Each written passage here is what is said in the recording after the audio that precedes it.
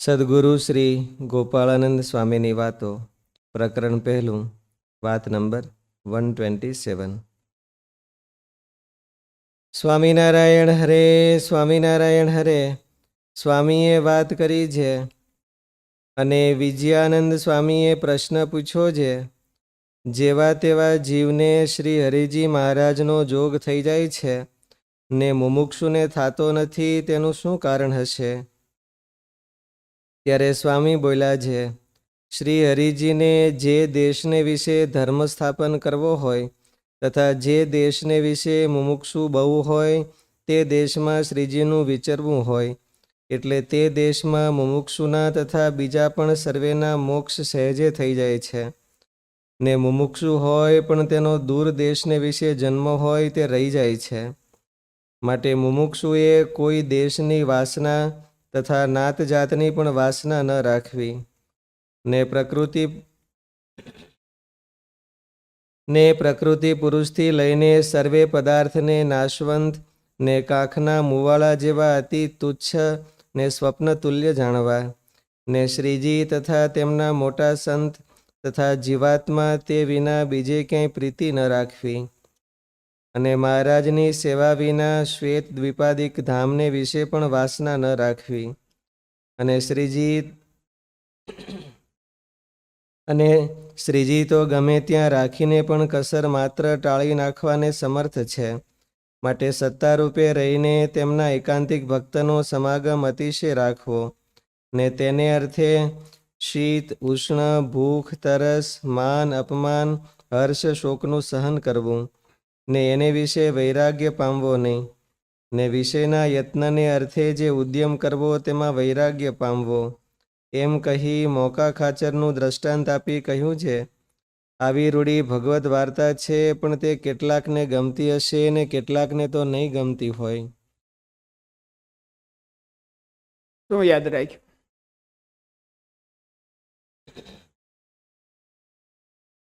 મુમુક્ષુ હોય એમને પોતાના દેશની કે નાત જાતની વાસના ન રાખવી, પણ જ્યાં ભગવાન હોય કે ભગવાન એવા સંત હોય ત્યાં જવું.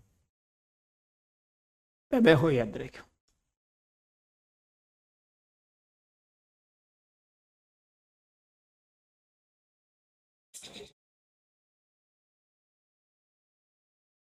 તમે સામાન્ય જેવો જીવ હોય જેવો તેવો એને ભગવાનનો સંગ થાય છે અને મુમુક્ષુ રહી જાય છે, એનું શું કારણ છે? તો ભગવાન જે દેશમાં સત્સંગ પ્રવર્તાવો હોય એ દેશમાં રહ્યા હોય તો ત્યાં જે મુમુક્ષુને હોય ને એની હારે બીજા વતન તરી જાય, અને દૂર દેશમાં હોય તો એ રહી જાય. તો આપણે શું કરવું?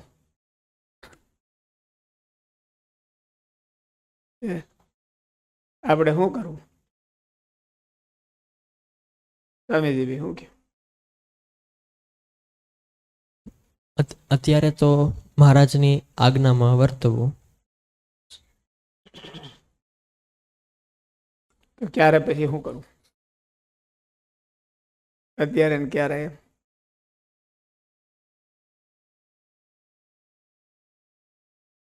અને આ વાત ઉકલશે, ઉતાવળમાં લખ્યું છે.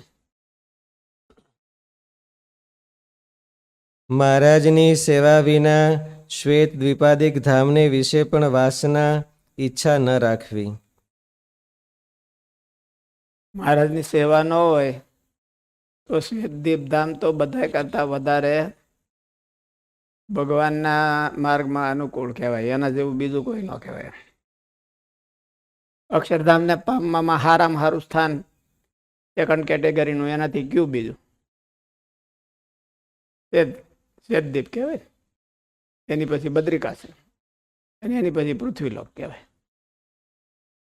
આ બધા સાધનાના કેન્દ્રો છે. પણ ત્યાં બહુ સારું તમને કે હાલો ભાઈ તમને શ્વેતદીપમાં મૂકી દઈ તો ન જાઓ. બહુ તો બહુ દ્રઢતા વાળા કહેવો.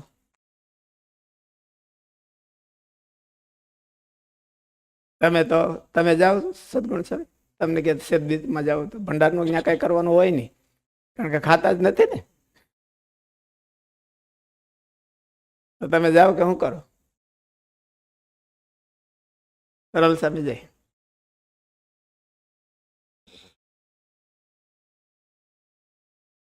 વેદદીપમાં તો એનો અર્થ શું લેવાનો, મોરલ શું?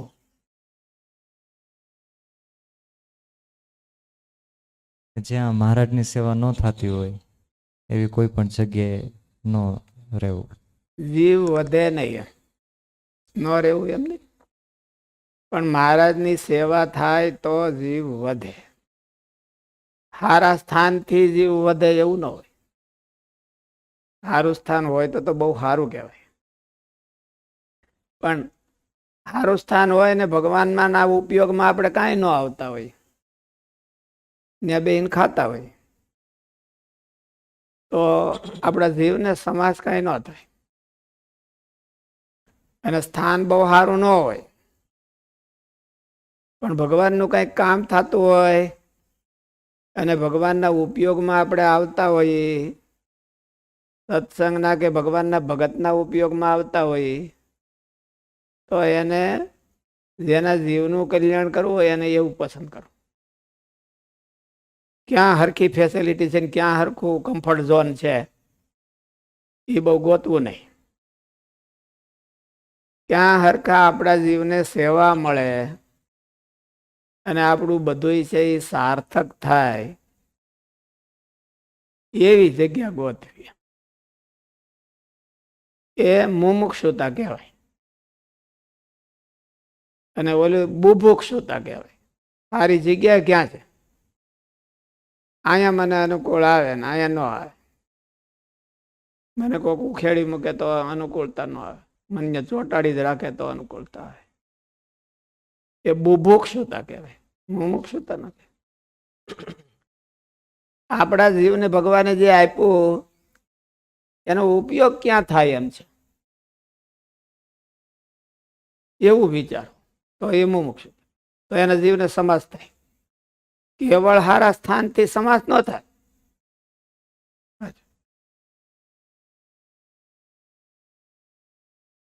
મહારાજની સેવા વિના શ્વેત દ્વિપાદિક ધામને વિશે પણ વાસના ઈચ્છા ન રાખવી. એવું કોણ કે છે? ગોપાળન સ્વામી કે છે. તો ગોપાળન સ્વામીનો અભિપ્રાય છે કે શ્વેત મહારાજ આવીને આપણને એમ કે તમને શ્વેત દીપમાં મૂકી, પણ ત્યાં હમણાં કાંઈ કામકાજ નથી, ત્યાં ખાલી ઉપવાસ કરજો. બદ્રિકાશ્રમમાં મૂકી તો ત્યાં ન્યાય કાંઈ કામકાજ નથી, બોરા ખાજો. હમણાં શિયાળાની સિઝન છે ને બોરા મોટા મોટા આવ્યા છે, તો એ ખાજો અને મજા કરજો. તો અને એક ઠેકાણે બહુ કઠણ હોય, બીડરમાં છે આપણે જવું છે પહેલો, અહીંયા ભગવાનની સેવા થતી હોય તો બીડરમાં જાવ કે ક્યાં જાવ? જ્યાં ભગવાનની સેવા આપણા જીવનો ઉપયોગ થાય ત્યાં રે તો એના જીવનું કલ્યાણ થાય. એ મુમુક્ષુતા કહેવાય, બીજી મુમુક્ષુતા ન કહેવાય. સારી જગ્યા ગોતવી એ તો બુભુક્ષુતા કહેવાય. છતાં શ્વેતદીપ છે એનું મહત્વ કઈ ઓછું નથી, પણ ભગવાનની સેવામાં ઉપયોગમાં આવવું જોઈએ. હારો પદાર્થ હારો ત્યારે ગણાય કે એ ભગવાનની ભક્તિમાં ઉપયોગમાં આવે. સારી સ્કિલ છે એ હારી ત્યારે ગણાય કે કાંઈક ભગવાનના ઉપયોગમાં આવે. સારી બુદ્ધિ છે એ સારી બુદ્ધિ ત્યારે ગણાય કે ભગવાનની સેવામાં ઉપયોગમાં આવે. સારી બુદ્ધિ હોય ને ભગવાનની સેવામાં ઉપયોગમાં ન આવે અને જરા તારા બુદ્ધિ હોય અને ભગવાનની સેવામાં ઉપયોગમાં આવી ગઈ તો એ ખાટી ગયો. ને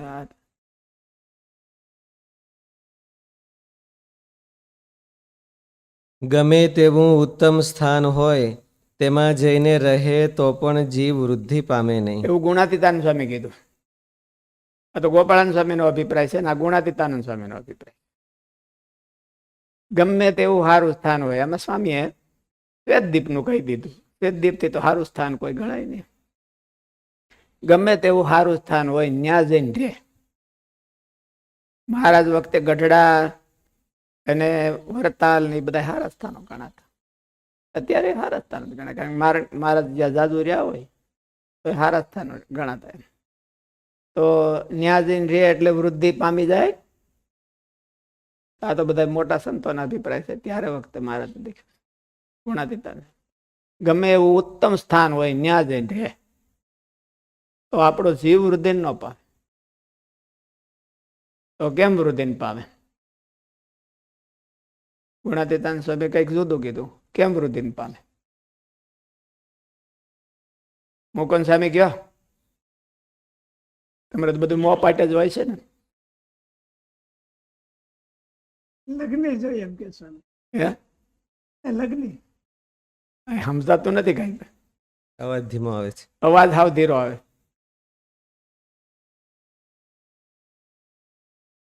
ગુણાતીતાન સ્વામીની વાત સંભળાવો. લગ્ન અડધી સંભળાવો એમ. અડધી સંભળાવો. શું કયો? લગ્ન જોઈએ લગ્ન. ગુણાતીતાન સ્વામીની વાત અડધી સંભળાવો. આ વાત છે ગુણાતીતાન સ્વામીની ત્રીજા પ્રકરણની 153મી છે ને. હા, એટલે પછી તમારે જોઈ લેવું. વચ્ચે જોઈ લેતા ની કે લગ્ન ક્યાં છે સ્વામી? ભાઈ સાંભળાવો તો ખરા. ગમે તેવું ઉત્તમ સ્થાન હોય તેમાં જઈને રહે તો પણ જીવ વૃદ્ધિ પામે નહીં. એ તો સારા સંતને સંગે જ સમાસ થાય, પણ તે વિના ન થાય. લગ્ન હોય તોય ન થાય. જો હારો જોગ ન હોય તો મુમુક્ષુ હોય. મુમુક્ષુ છે એ આંખને ઠેકાણે છે અને સત્સંગ છે એ સૂર્યને ઠેકાણે. સૂર્યને ઠેકાણે છે. એનો અર્થ શું કયો મુકુંદ સ્વામી? એ સમજાવો, વિવેચન કરો. નકર તમે નહીં કરો તો હું વિવેચન કરે કે અહીંયા અમારે કોક કરી દે, પણ એના બદલે તમારો ચાન્સ મળ્યો છે તો એ તમે સેવા લઈ લો. એટલે આંખ હોય પણ સૂર્ય ન હોય તો દેખાય નહીં એમ કે સત્પુરુષો દેખાડે. આંખ તો બહુ સારી હોય પણ સૂર્ય ન હોય એટલે અંધારું હોય તો ભટકાય છે. બાજુ આંખ વાળો હોતે ભટકાય. એના કરતા તો આંધળો ન ભટકાય. આંધળો હોય ને એ ન ભટકાય, કારણ કે આમ લાકડી કરીને જેને તો દિવસ હોય કે રાત હોય તો લાકડી કરીને હાલવાનું, એટલે એ ન ભટકાય. ના આને લાકડી તો હોય નહીં કાંઈ, અને સારી બાજુ ભૂરાયો થઈને ભટકાય. મારા આંખ છે એટલે સમાગમ છે એ સૂર્યને ઠેકાણે છે. મુમુક્ષુ છે તો લગ્ની વાળાને જ મુમુક્ષુ કહેવાય કે કોણ કહેવાય? લગ્ની વાળો હોય અને મુમુક્ષુ કહેવાય. પણ ગોપાળાન સ્વામી ગુણાતીતાન સ્વામી એવું નથી કહેતા. ગુણાતીતાન સ્વામી કે હારા સંતને જોગે કરીને વૃદ્ધિ પમાય. પછી સ્થાન ભલે મોડું હોય, સ્થાન બહુ સારું ન હોય, એટલે હારા સંતને જોગે કરીને વૃદ્ધિ પમાય છે. લ્યો, સર્વનિવાસાનંદ સ્વામી છે એ અમદાવાદ છોડીને ગોપાળાન સ્વામી પાસે આવ્યા ત્યારે તો બે સ્થાન તો બે હરખા ઇક્વલ કહેવાય. પણ એવું શું કરવાને? હકીકતમાં તો મહારાજ શ્રી એને મુખ્ય પોતાના જમણા હાથ તરીકે રાખતા હતા. એ જમણો હાથ મૂકીને ગોપાળાન સ્વામી પાસેથી છેલ્લા નંબરના શિષ્ય થવા આવ્યા. કારણ કે આગલા હોય પછી જગ્યા તો દે નહીં. આગલા શિષ્ય આવી ગયા હોય તો એ થોડા નાના જગ્યા દે. પેલા સ્વામીજી નાના સ્વામી કે મારે અહીં આગળ બેહવું તો તમે બેહવા દો. તમે તો હજી કાલ હવાર ના આવો છો તો અહીં ક્યાંથી બેહો? એ તો અમારી જગ્યા છે. આપણે બધા જે સંતો છે એ બધા બેહવા દો તમે. એમ વિશ્વમંગલ સ્વામી તમે એમ કહો કે તમારી જગ્યાએ બ્રહ્મ સ્વામી બેહવા આવે તો બેહવા દો? ન બેહવા દો. યોગેશ્વર સ્વામી છે એને બીજા કોઈ આવે તો એને કોઈ બેહવા દે? એમ થોડો બેહવા દે. તો સર્વનિવાસાનંદ સ્વામી તો બધા છેલ્લા નંબરમાં આવ્યા હતા. એના બધા શિષ્યો જૂના હોય અને ઓલે પણ તો આ પહેલી જગ્યા મૂકીને છેલ્લી જગ્યા પસંદ કરી. ગમે એવું ઉત્તમ સ્થાન હોય તો પણ ગોપાળાન સ્વામી જેવા ગુણાતીતાન સ્વામી જેવા સત્પુરુષનો જોગ ન હોય તો જીવ વધે નહીં. ઉત્તમ સ્થાનેથી થોડો વધી જાય. વધાવવા માટે ભગવાનને માર્ગે વધવા માટે તો આ એક જ છે. સ્વામીએ કેવું સરસ કીધું ગોપાળન સ્વામી કે ભાઈ શ્વેતદીપ જેવું સ્થાન હોય, જ્યાં કોઈને એન્ટ્રી જ ન મળતી હોય એવું સ્થાન હોય. પણ જો ભગવાનની સેવાનો જોગ ન હોય ને આપણો જીવ એમાં કઈ કામમાં ન આવતો હોય તો એ સ્થાનનો મિનિંગ નહીં કઈ.